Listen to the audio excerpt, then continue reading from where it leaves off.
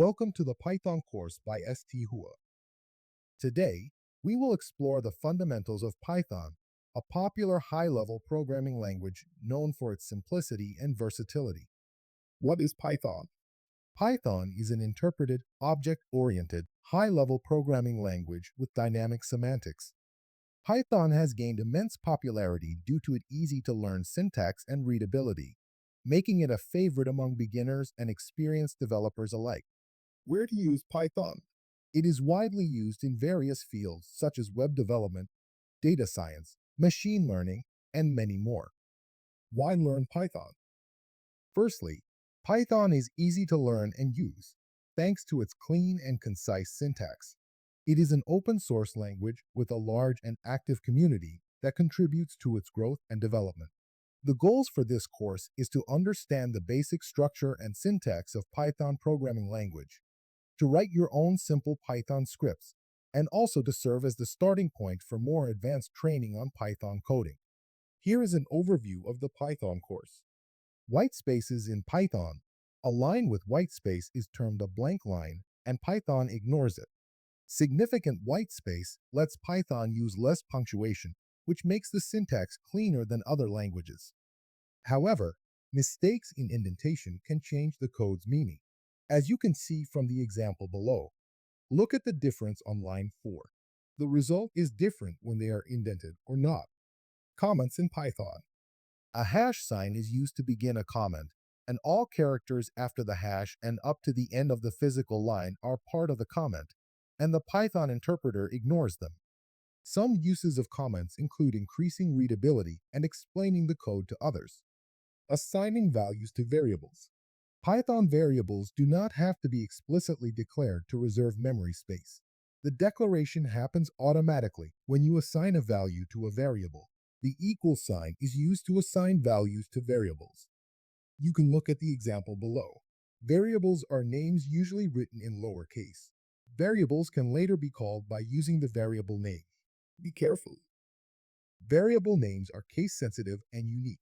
The example below creates multiple variables with different values. Once a variable is declared, the variable can be used multiple times.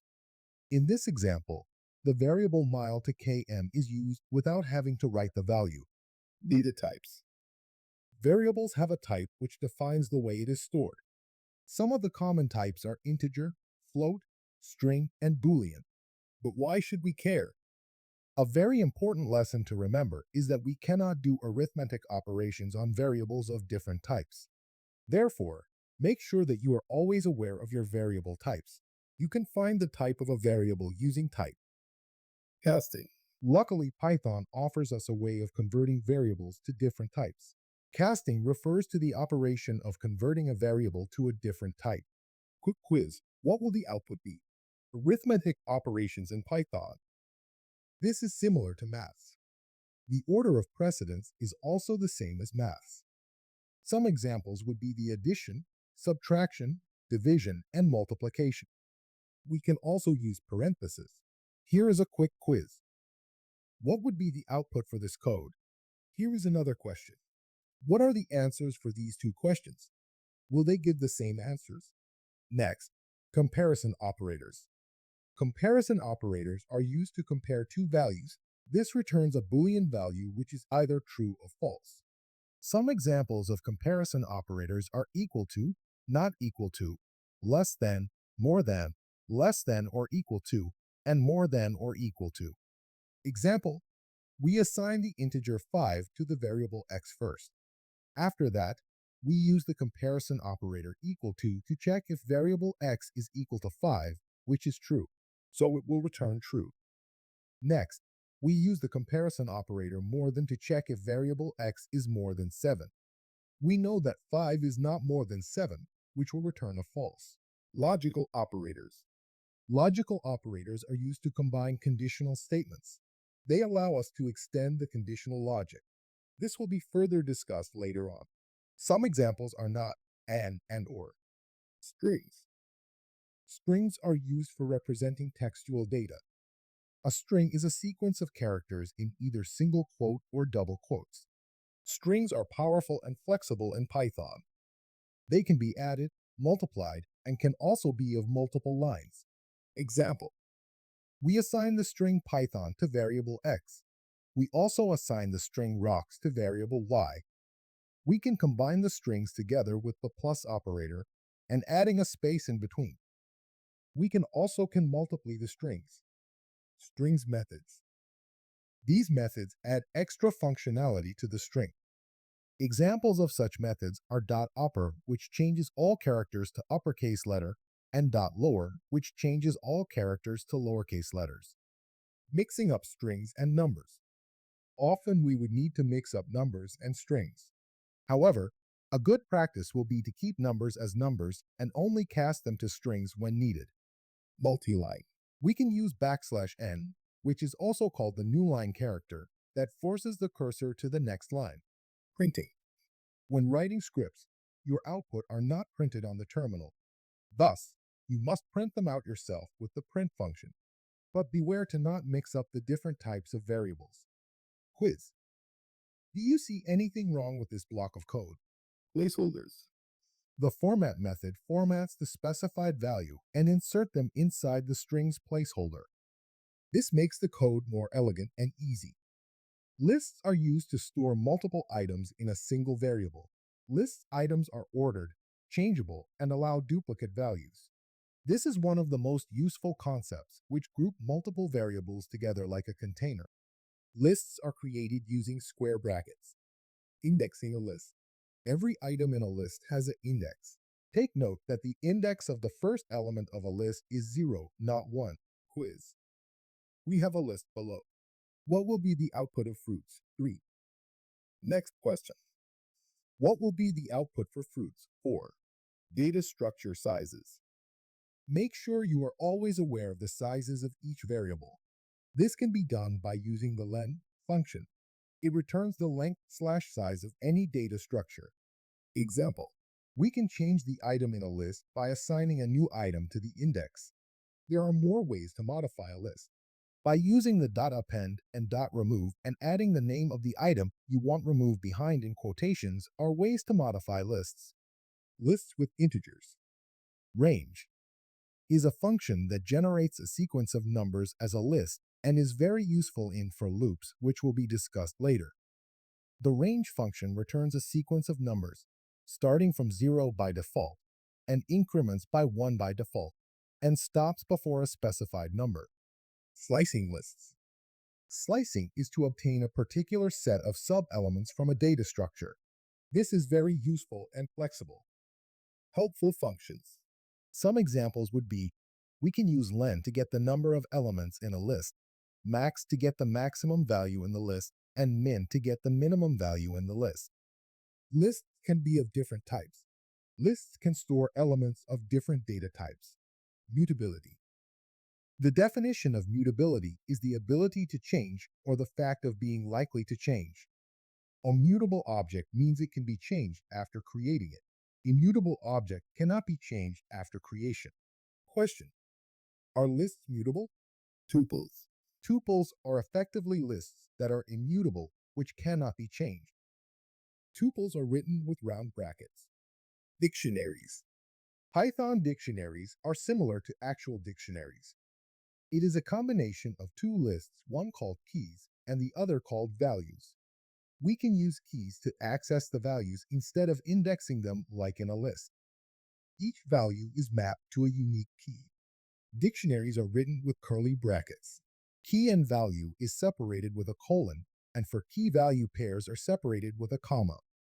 Properties of dictionary. The values are mapped to a key and are accessed by their key. Keys are unique and are immutable. Values cannot exist without a key. Here is an example of dictionary. Accessing a dictionary. Values are accessed by their keys, but cannot be indexed like a list. Editing dictionary. This can be done with the dictionary methods. Some examples are .update, which can add another key-value pair, .pop, which removes the key-value pair, keys and values. It is also possible to obtain only the keys or values of a dictionary with the .keys and .values method. Sets. Sets are effectively lists that cannot contain duplicate items. Sets have similar functionality to lists. They cannot be indexed or sliced. Sets can be created with curly brackets. Conditional statements are most commonly used in if statements and loops. If the condition is true, the block of code under the if statement will be executed. If the condition is false, the block of code under the else statement will be executed. In this example, we use two variables, x and y, which are used as part of the if statement to test whether y is greater than x. As x is 50 and y is 150, we know that 150 is greater than 50, and so we print to the screen that y is greater than x, extending if-else blocks. We can add infinitely many if statements using elif. In this example, x is equal to y, so the first condition is not true, but the elif condition is true, so we print to screen that y is equal to x. Example. In this example, x is greater than y, so the first condition is not true. Also, the elif condition is not true, so we go to the else condition and print to the screen that x is greater than y.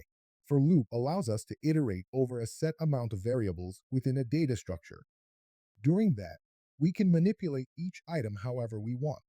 Again, indentation is very important. Example. We want to go over a list and print the name of each item along with its index. We can do it using the following code. But what if we have more than 3 items in the list? What if there are 1,000 items in the list? That is why we use a for loop. It saves us from writing more lines and does not limit us in terms of size and gives our code scalability. Here is another example of a for loop. With the while loop, we can execute a set of statements as long as a condition is true. The while loop does not run for a predefined number of iterations, like a for loop. Instead, it stops as soon as a given condition becomes true or false. With the break statement, we can stop the loop even if the while condition is true. This adds a bit of controllability to a while loop. It is usually used with an if statement. Break statements can also be used in a for loop. Quiz. How many hello will be printed? Functions. In Python, a function is a block of code that takes arguments as input and does some computation, and then returns a result. This allows us to package functionality in a nice and readable way. Functions can be used without writing the whole block of code again. A rule of thumb is if you are planning on using very similar code more than one time, it is worthwhile writing it as a function.